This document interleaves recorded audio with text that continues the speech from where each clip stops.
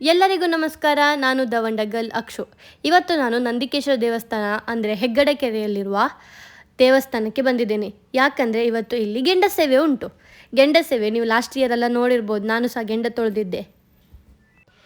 ಹಾಗೆ ಈ ವರ್ಷವೂ ಒಂದು ಟ್ರೈ ಮಾಡಿಯೇ ಬಿಡುವ, ದೇವರಿಗೊಂದು ಸೇವೆ ಸಲ್ಲಿಸಿ ಬಿಡುವ ಅಂತೇಳಿ ಹೇಳಿ ಎಣಿಸ್ಕೊಂಡು ನಾವೆಲ್ಲರೂ ರಾತ್ರಿಗೆ ಹೆಗ್ಗಡೆ ಕೆರೆಗೆ ಹೋಯಿತು. ಹೆಗ್ಗಡೆ ದೇವಸ್ಥಾನ ಶಿರಿಯಾರದಲ್ಲಿ ಬರುತ್ತೆ. ನಾವು ಹೋಗ್ತಾ ಹೋಗ್ತಾ ನಮಗೆ ದಾರಿಯಲ್ಲೇ ಸಿಕ್ಕಿದ್ರು. ಯಾರಂತೇಳಿ ಹೇಳಿದರೆ ಹೂವು ಮಾರುವವರು. ನಾವು ಸಮೇತ ಒಂದಷ್ಟು ಹೂವು ಎಲ್ಲ ತೊಗೊಂಡು ಹೋದ್ವಿ. ಯಾಕಂತೇಳಿ ಹೇಳಿದ್ರೆ ದೇವರಿಗೆ ಅಂದರೆ ಪಾತ್ರಿಗಳಿರ್ತಾರಲ್ಲ ಅವರಿಗೆ ಹಾಕಲಿಕ್ಕೆ. ಅದು ಅಲ್ಲದೆ ಮೊನ್ನೆ ಒಂದು ಸಲ ನನಗೆ ಮಲ್ಲಿಗೆ ಹೂವು ಬೇಕಿತ್ತು. ಮಲ್ಲಿಗೆ ಹೂವು ತುಂಬ ಕಾಸ್ಟ್ಲಿ ಇತ್ತು. ಆವಾಗ ನಾನು ಸಣ್ಣ ಹೂವು ತಗೊಂಡಿದ್ದೆ ಮುಡ್ಕೊಳ್ಳಿಕ್ಕೋಸ್ಕರ. ಅದಕ್ಕೆ ನಾನು ಇವತ್ತೆಂತ ಎಣಿಸ್ಕೊಂಡೆ, ಹೆಂಗಿದ್ರು ಒಂದು ಮೊಳಕ್ಕೆ 50 ರೂಪಾಯಲ್ಲೇ ಮಾರ್ತಾಯಿದ್ರು, ಸೊ ಕಮ್ಮಿ ಇದೆ ಅಂತೇಳಿ ಹೇಳಿ ಸ್ವಲ್ಪ ಉದ್ದದ ಹೂವನ್ನೇ ತೊಗೊಂಡೆ. ಹತ್ತತ್ರ ಒಂದು ಚೆಂಡು ಹೂವು ತೊಗೊಂಡೆ. 100 ಚಿಲ್ಲರೆಗೇನೋ ಬಂತು. ನನಗೆ ಭಾರಿ ಖುಷಿ ಆಯಿತು. ಸೊ ಹಿಡ್ಕೊಂಡು ಹೋದೆ. ಹೋಗ್ತಾ ಇರುವಾಗ ನಾವು ಆ್ಯಕ್ಚುಲಿ ಲೇಟೇ ಹೋಗಿದ್ವಿ. ಹೋಗ್ತಾ ಇರುವಾಗಲೇ ನಮಗೆ ಮೊದಲಿಗೆ ಸಿಕ್ಕದ್ದೇ ಗೆಂಡದ ಹೊಂಡಕ್ಕೆ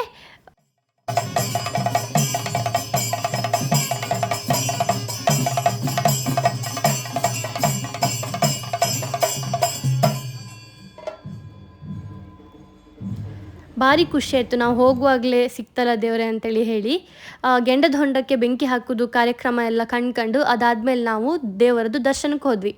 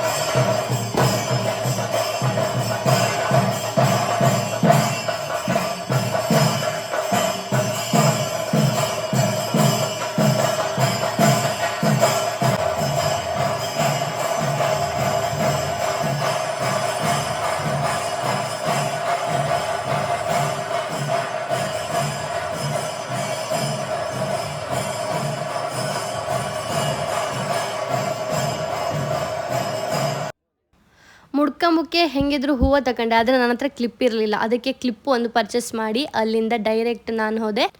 ಇಲ್ಲಿ ನನ್ನ ಅಮ್ಮ ಮತ್ತು ನನ್ನ ತಂಗಿ ನಾವು ತೊಗೊಂಡಿರೋ ಹೂವನ್ನೆಲ್ಲ ಮಾಲೆನೆಲ್ಲ ರೆಡಿ ಮಾಡ್ತಾಯಿದ್ರು. ಅಂದರೆ ಮಾಲೆನೇ ತೊಗೊಂಡಿದ್ವಿ, ಆದರೆ ನಾವು ತೊಗೊಂಡು ಬರೋಕ್ಕೆ ಮಾಲೆ ಎಲ್ಲ ಅದರದ್ದು ಗಂಟೆಲ್ಲ ಕಟ್ಟಾಗಿ ಮಾಲೆ ಎಲ್ಲ ಓಪನ್ ಆಗಿತ್ತು. ಸೊ ದಟ್ ನಾವು ಮಾಲೆಯನ್ನು ಪ್ರಿಪೇರ್ ಮಾಡ್ತಾಯಿದ್ವಿ.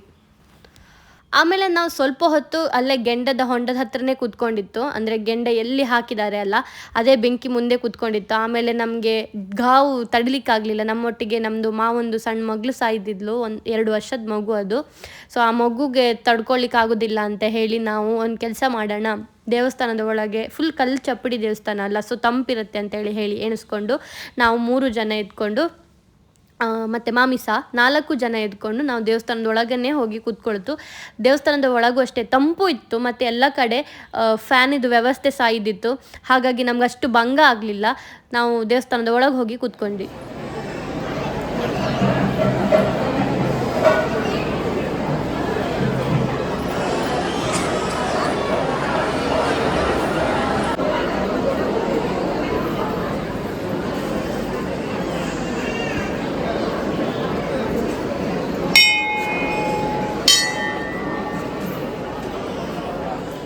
ದೇವಸ್ಥಾನದ ಒಳಗೆಲ್ಲ ತುಂಬ ಚಂದ ಹೂವಿನ ಅಲಂಕಾರ ಮಾಡಿದರು.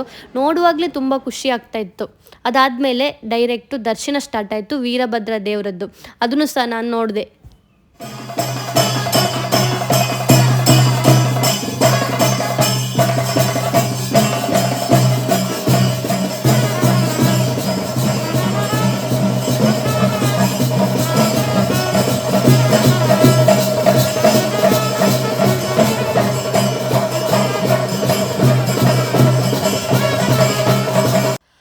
ಒಳಗಡೆ ದರ್ಶನ ಎಲ್ಲ ಶುರುವಾಗುವಾಗ ಇಲ್ಲಿ ಬೆಂಕಿ ಸಹ ಎಂತ ಹುರಿದು ಗೆಂಡ ಆಗಿತ್ತು. ನಾನು ಈ ವರ್ಷ ಅದ್ರ ಎದುರು ಕೂತ್ಕೊಳ್ಳೇ ಇಲ್ಲ. ಎಂತಕ್ಕಂತೇಳಿ ಹೇಳಿದರೆ ಲಾಸ್ಟ್ ಟೈಮ್ ನನಗೆ ಆ ಬೆಂಕಿ ಹುರಿದು ಕೆಂಡ ಆಗೋದನ್ನು ನೋಡಿ ನಂಗೆ ಅಲ್ಲಿ ಹೆದರಿಕೆ ಸ್ಟಾರ್ಟ್ ಆಗಿತ್ತು. ದೇವ್ರು ಹೆಂಗೆ ತುಳಿಯೋದಪ್ಪ ಅಂದ್ಕೊಂಡು ಹೆದರಿಕೆ ಸ್ಟಾರ್ಟ್ ಆಗಿತ್ತು. ಅದಕ್ಕೆ ನಾನು ಈ ಸಲ ಗೆಂಡದ ಹೊಂಡದ ಎದುರು ಕೂತ್ಕೊಳ್ಳಿಲ್ಲ, ಸೀದಾ ಒಳಗೆ ಹೋದೆ. ಅಲ್ಲಿ ಎಲ್ಲ ದರ್ಶನ ಅದು ಇದು ಎಲ್ಲ ನೋಡುವಾಗ ಪೂಜೆ ಗೀಜೆ ಎಲ್ಲ ನೋಡ್ತಾ ನನಗೆ ಗೆಂಡದ ಹೊಂಡದ್ದು ಮರ್ತೆ ಹೋಗಿತ್ತು. ನನಗೆ ಹಾಗಾಗಿ ಜಾಸ್ತಿ ಹೆದರಿಕೆ ಆಗಲಿಲ್ಲ. ಈ ಸಲ ಆರಾಮ್ಸೆ ತುಳಿದಿದ್ದೇನೆ ಅಂತ ಅಂದ್ಕೊಳ್ತೇನೆ. ಆದರೂ ಇನ್ನೂ ಸ್ವಲ್ಪ ಹೆದರಿಕೆ ಆಯಿತು, ಅದು ಸರ್ವೇ ಸಾಮಾನ್ಯ ಅಂದ್ಕೊಳ್ತೆ. ಆದರೂ ನಾನು ಈ ವರ್ಷ ಗೆಂಡ ತೊಳೆದೆ. ಲಾಸ್ಟ್ ಟೈಮ್ ಹೆದರಿಕೆಯಲ್ಲೂ ದೇವ್ರೆ ಅಂತೇಳಿ ಹೇಳಿ ನಾನು ಹಾರಿದ್ದೆ. ಈ ವರ್ಷ ಸ್ವಲ್ಪ ಮಟ್ಟಿಗೆ ಆದರೂ ತುಳಿದಿದ್ದೇನೆ. ನೆಕ್ಸ್ಟ್ ವರ್ಷ ಇನ್ನೂ ಸಹ ಹೆದರಿಕೆ ಎಲ್ಲ ಕಮ್ಮಿ ಆಗ್ಬೋದು ಅಂತ ಅಂದ್ಕೊಂಡಿದ್ದೇನೆ.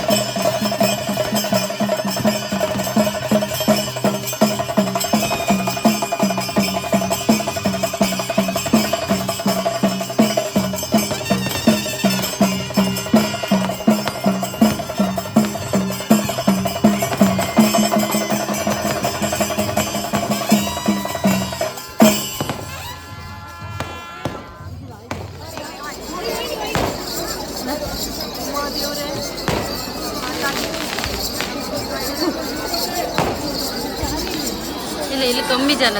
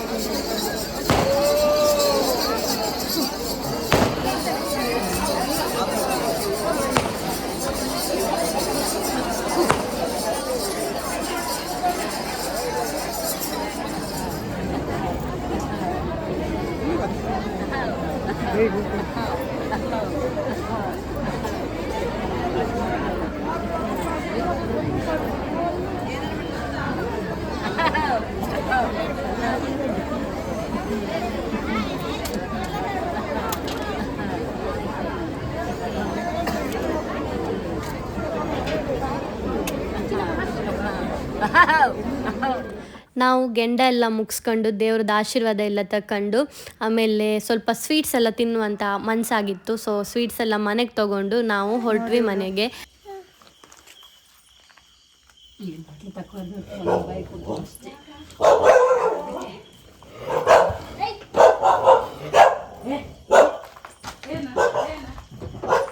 ಚುಂಕಿ ನೋಡಿ ನಮಗೋಸ್ಕರ ಕಾಯ್ತಾ ಇದೆ.